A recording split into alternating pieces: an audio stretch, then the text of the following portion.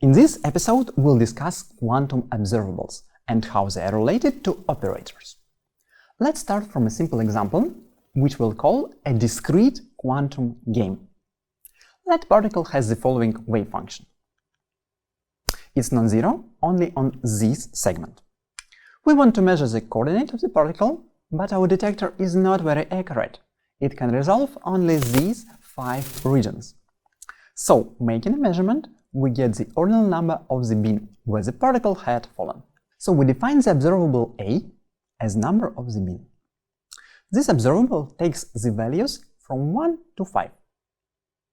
In order to make the game more interesting, let you get $1 if the particle had fallen in bin 1, $2 if it had fallen in the bin 2, and so on. Now, quantum mechanics tells us that the outcome of experiment is random, so our gain A is a random variable. Now, in the wave function, we can find probabilities of each outcome of the measurement. For example, from the previous episode, we know how to calculate the probability that the particle is between points A and B. Here it is. In this example, let's assign some numbers to probabilities. We have chosen the numbers pretty arbitrarily, but note that first, they respect the symmetry of the wave function, and that second, they add up to unity, which means that our wave function is normalized, and that we get at least some value of observable A from 1 to 5, making the measurement. Now, let's ask the following question. What is the average value of the observable A? In other words, how much money we gain on average? It's easy to guess the answer just looking at the table, but we'll use a more general approach, which will help us later on. Let me make total n measurements. After each measurement, we destroy the initial state psi. So after each measurement, we have to return the system in its initial state. Let n1 times we measured value A equals to A1 and got $1 n times. n2 times we measured A equals A2 and so on. Then here are our total gainings. Dividing by n, we get the average gainings per one game. Here, by the angular brackets, we denote the average value of observable A, keeping in mind that the particle is always returned in the same initial state psi. Dividing ternwise, we get this. So we derive the formula for the average value of A. Now we can apply this formula for our game and get this. The result is quite natural. On average, we find our particle near bin number 3 and get $3, which is not bad. Let's try to generalize the formula we obtained for the discrete observable to the continuous case. Let me have a particle with a wave function psi of x. We can measure some observable A. For example, it can be a particle's coordinate, but also momentum, energy, and so on. And we get some random result.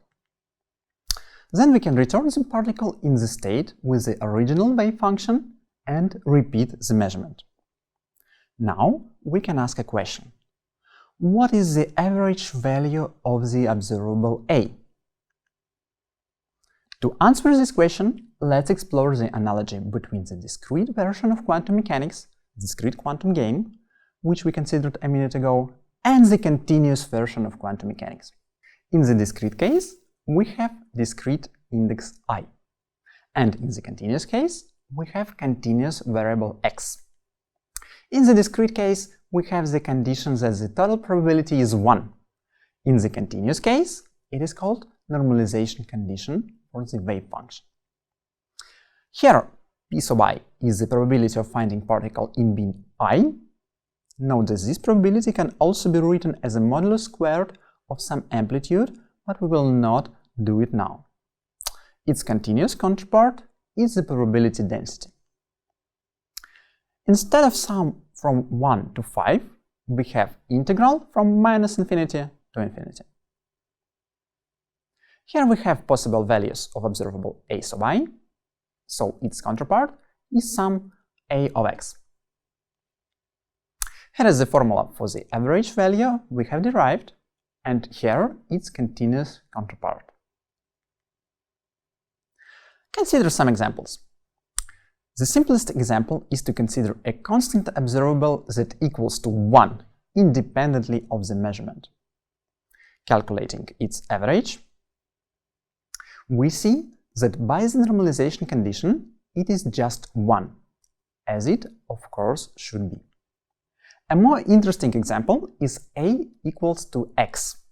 So we measure the x-coordinate of the particle, and we can calculate its average.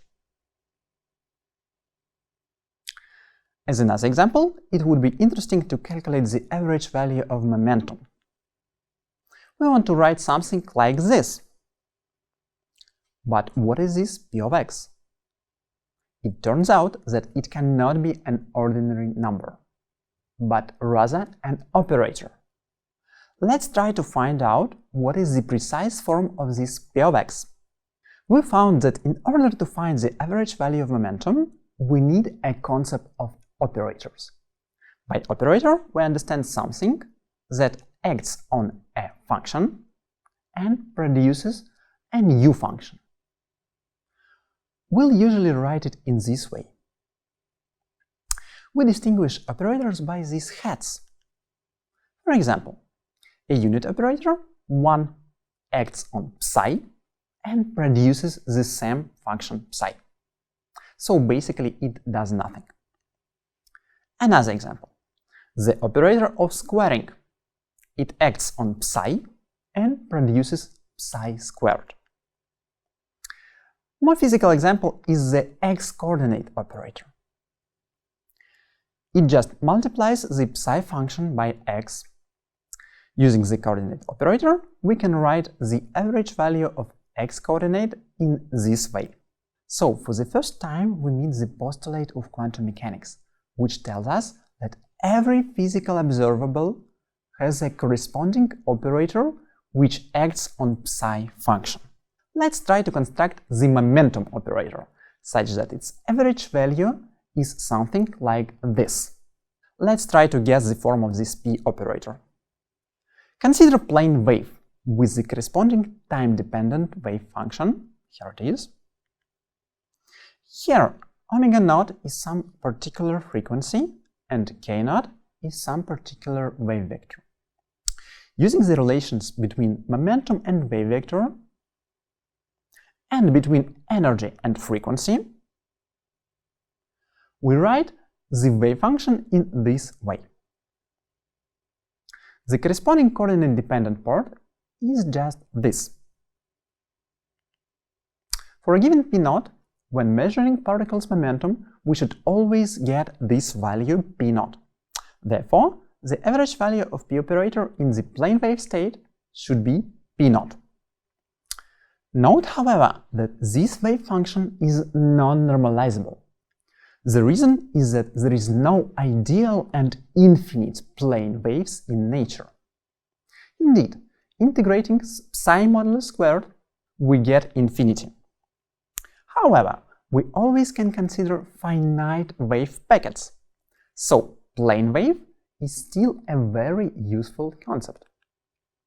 The standard trick is to consider particle in a finite but a very large box, which is actually a segment of a line in one dimension, say segment from -a to a, and a goes to infinity. Let's try to normalize our wave function now.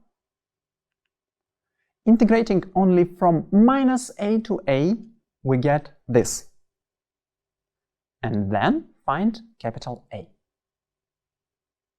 So now the wave function is normalizable. Now we can make the following observation. If we calculate the derivative d psi over dx, we get this. Or moving I and Planck's constant to the left, we get this. Let's denote this combination by p operator.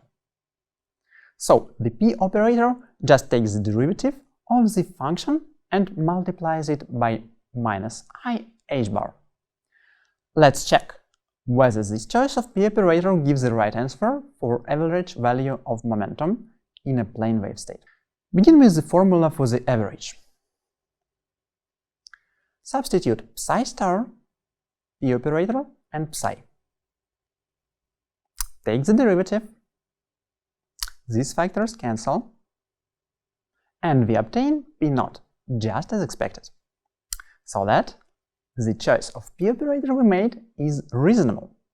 For any observable A, its average value in state psi can be calculated analogously, using the corresponding operator. In conclusion, in this episode we found out how to calculate the average value of a physical observable, given that we have a particle in some state psi of x. In the next episode, we'll talk about simultaneous measurement of two observables and how it's connected to commutators.